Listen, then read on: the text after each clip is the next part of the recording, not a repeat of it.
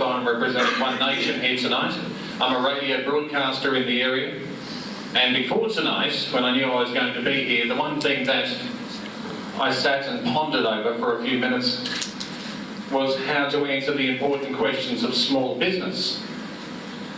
And I thought the best way to do that was go and talk to a couple of small business owners.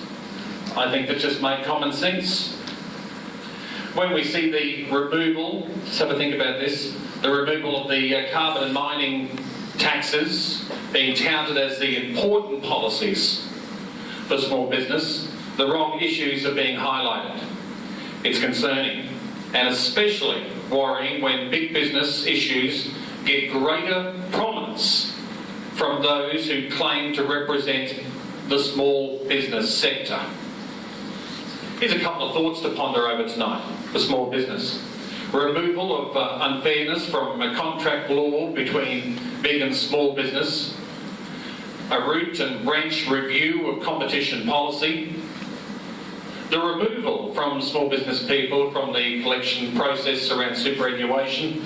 And of course the removal of small business people from the paid clerk role and paid parental leave processes. Now the carbon tax itself, we've heard about this in the news everywhere, is not by itself the cause small business to fail.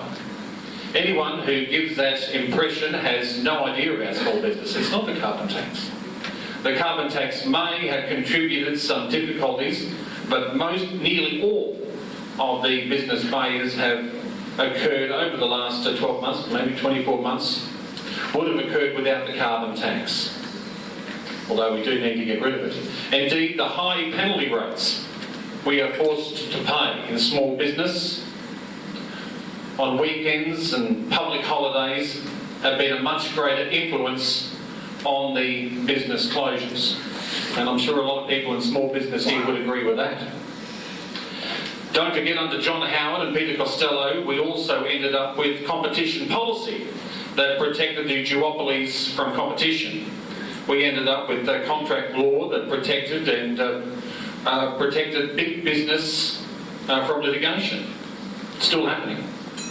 If the carbon and mining taxes are removed and the budget taken closer to balance, like the Coalition promise, you'll still see small businesses on weekends working through their BAS, superannuation payments, and ponder how they find extra rent to keep their business going.